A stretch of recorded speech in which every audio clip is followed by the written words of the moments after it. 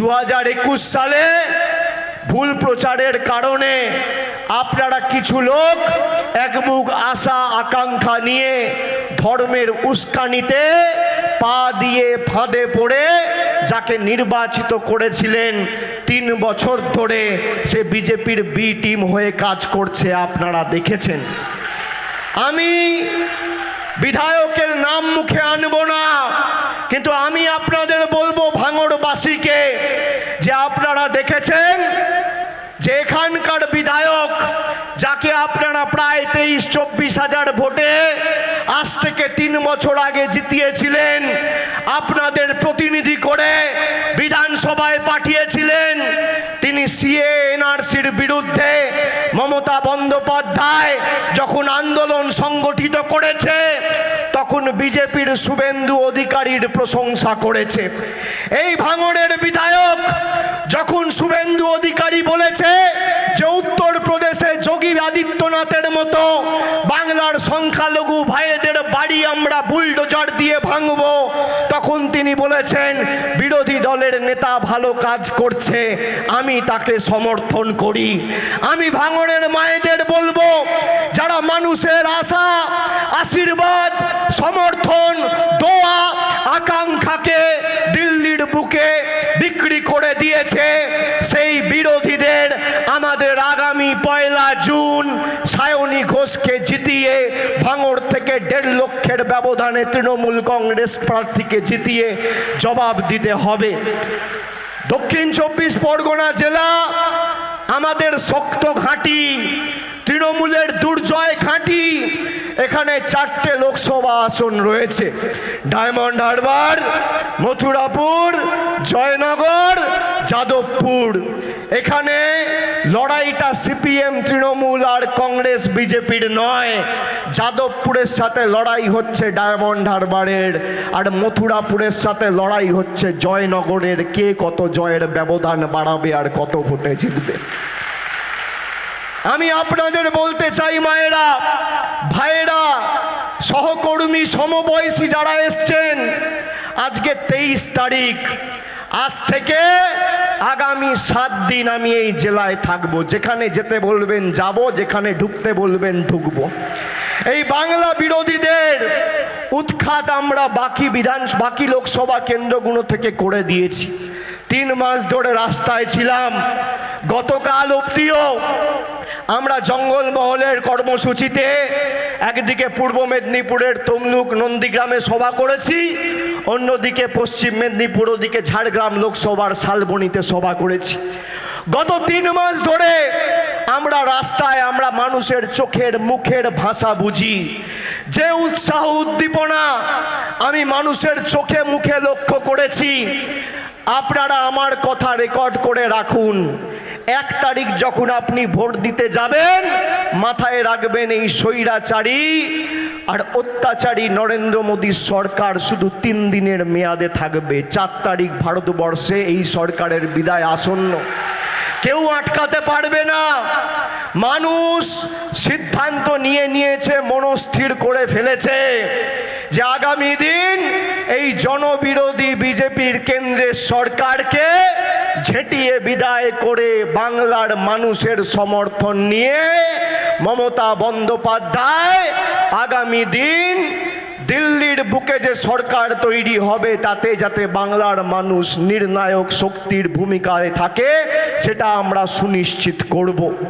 আমরা সুনিশ্চিত করব যে আগামী দিন যারা সাম্প্রদায়িক, যারা বিভাজনের, বৈষম্যের, বিচ্ছিন্নতাবাদের বীজ বপন করে আমাদের শান্ত বাংলায় অশান্তি করতে চেয়েছে, সেই বহিরাগত বাংলা বিরোধীদের 1 ছটাক জমি আগামী দিন যাদবপুরের মানুষ বা দক্ষিণ 24 পরগনার মানুষ ছাড়বে না।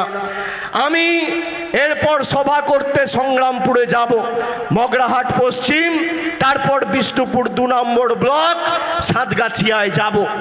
ডায়মন্ড হারবার আগামী 1 তারিখ ভোট যখন দেবে ডায়মন্ড হারবারের মানুষ, আমি আপনাদের কথা দিচ্ছি ডায়মন্ড হারবারের জয়ের ব্যবধান এবার 4 লক্ষের বেশি আমি নিয়ে যাব।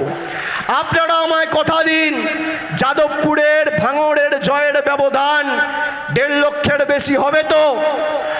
যারা এক বুক আশা আকাঙ্ক্ষা নিয়ে 2021-এ ভোট দিয়েছিলেন, তাদের সাথে যারা গদ্দারি করেছে, বেঈমানি করেছে, তাদেরকে যারা প্রতারিত করেছে, তাদেরকে উচিত শিক্ষা দেবেন তো? হাত তুলে বলুন, দেবেন তো? দেবেন তো? আজকে দেখুন 10 বছর ধরে নরেন্দ্র মোদীর সরকার ক্ষমতায়, এখানকার বিধায়ককে কোনো দিন মোদী বাবুর বিরুদ্ধে বা বিজেপির কোনো রাজ্য নেতা শুভেন্দু অধিকারী, দিলীপ ঘোষ, সুকান্ত মজুমদারদের বিরুদ্ধে কোনো আক্রমণ করতে আপনি গত 3 বছরে দেখেননি। তার কারণ টিকিটা দিল্লিতে বাঁধা। আমি আপনাদের বলবো, আগামী দিন এই ভাঙড়ের মাটি যে তৃণমূল কংগ্রেসের দুর্জয় ঘাঁটি, আমাদের সকলকে প্রমাণ করতে হবে। আর যারা নিজেদের রাজনৈতিক স্বার্থ চরিতার্থ করতে ভাঙড়ে বোম বন্দুকের রাজনীতি করত, তাদের রাজনৈতিক খেলা আমরা শেষ করে দিয়েছি। ভাঙড়ে শান্তি বিরাজ করবে, ভাঙড়ে সম্প্রীতি, একতা, ভালোবাসা, ভ্রাতৃত্ব বিরাজ করবে। বৈষম্যের রাজনীতির কোনো জায়গা এই মাটিতে নেই। আমরা নানা ভাষা, নানা মত, নানা পরিধান, বিবিধের মাঝে দেখো মিলন মহান, এই রাজনীতিতে বিশ্বাস করি। বৈচিত্র্যের মধ্যে একতার রাজনীতিতে বিশ্বাস করি। আমরা বিজেপিকে কেন বাংলা বিরোধী বলেছি? গরিব মানুষের 100 দিনের টাকা এই জনবিরোধী, গরিব বিরোধী, বাংলা বিরোধী বিজেপি গায়ের জোরে বাংলায় হেরে গিয়ে 3 বছর ধরে আটকে রেখেছে। ভাঙড়ের বিধায়ক একদিন দিল্লি গিয়ে একটা বৈঠক করে মানুষের স্বার্থে যাতে মানুষ টাকা পায় তার জন্য তদবির বা দরবার করেনি। আমরা দিল্লিতে গেছি, এখানে যে বিধায়কেরা রয়েছে, ফিরদৌসী বেগম, লাভলি মৈত্র, ওদিকে সায়নী ঘোষ, শৌকত মোল্লা, এখানে ভব থেকে শুরু করে সবাই, শক্তিমণ্ডল থেকে শুরু করে সবাই দিল্লিতে গেছিল। 3 দিন ধরে আমরা অবস্থান বিক্ষোভে বসেছিলাম। কৃষি ভবন থেকে আমাদের প্রতিনিধিদের টেনে হিচড়ে মহিলা প্রতিনিধিদের চুলের মুঠি ধরে বার করে দিয়েছে অমিত শাহর অধীনস্থ সিআইএসএফ আর দিল্লি পুলিশ। আমরা মাথা নত করিনি। আমরা সিদ্ধান্ত নিয়েছিলাম যে গরিব মানুষের টাকা নরেন্দ্র মোদী সরকার যদি আটকেও রাখে, আমাদের সরকার যতদিন ক্ষমতায় আছে এই টাকা আমরা আটকাতে দেবো না, মানুষের কাছে আমরা এই টাকা পৌঁছে দেবো। গত ফেব্রুয়ারি মাসে 3 তারিখ কলকাতার রেড রোড থেকে মমতা ব্যানার্জি ঘোষণা করলেন যে আমার সরকার আপনার 100 দিনের প্রাপ্য মিটিয়ে দেবে, কেন্দ্র যদি না দেয় আমি মরে যাইনি। ফেব্রুয়ারি মাসে এই জেলার 6.5 লক্ষ 100 দিনের শ্রমিকের ব্যাংক অ্যাকাউন্টে ডাইরেক্ট ব্যাংক ট্রান্সফার করে আমাদের সরকার টাকা পৌঁছে দিয়েছে। এই দক্ষিণ 24 পরগনা জেলায় প্রায় 21 লক্ষ মায়েদের আমাদের সরকার লক্ষ্মীর ভান্ডার দিচ্ছে প্রতি মাসে।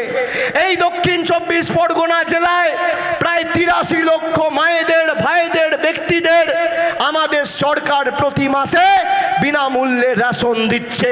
তোমাদের দয়া দাক্ষিণ্যে আমরা বেঁচে নেই। অনেক চেষ্টা করেছো বাংলা দখল করার। 2014 সালে মোদিজি এসে হুঙ্কার দিয়েছিল যে বাংলার জন্য আমি কাজ করব, আমাকে সমর্থন করুন, আচ্ছে দিন আসবে। আজকে আচ্ছে দিনের নমুনা কি? 10 বছর আগে একটা রান্নার গ্যাসের সিলিন্ডারের দাম ছিল 400 টাকা, আজকে সেই রান্নার গ্যাসের একটা সিলিন্ডারের দাম 1000 টাকা। 10 বছর আগে একটা ডিম বাজারে আপনি কিনতে যেতেন, একটা ডিমের দাম ছিল 2.5 টাকা। 10 বছর পরে আজকে বাজারে একটা ডিমের মূল্য 7 টাকা। 10 বছর আগে 1 কিলো চা পাতা কিনতে যেতেন, 1 কিলো চা পাতার দাম ছিল 100 টাকা, আজকে 1 কিলো চা পাতার দাম 280 টাকা কেজি। 10 বছর আগে সরষের তেলের দাম ছিল 50 টাকা লিটার, 10 বছর পরে আজকে সেই সরষের তেলের দাম 160 টাকা লিটার। 10 বছর আগে 1 লিটার দুধের দাম ছিল 20 টাকা, 10 বছর পর আজকে 2024 1 কিলো দুধের 1 লিটার দুধের দাম প্রায় 55 টাকা। জীবনদায়ী ওষুধ, যে ওষুধের দাম ছিল 150 টাকা, সে ওষুধের দাম বেড়ে আজকে হয়েছে 1200 টাকা, 1500 টাকা। গরিব মানুষ রান্নায় জিরে ব্যবহার করে, এই জিরের উপর মোদি সরকার জিএসটি বসিয়েছে 18%। আর বড় লোকদের বাড়িতে হিরে থাকে, এই হিরের উপর মোদি সরকার জিএসটি বসিয়েছে 0। এই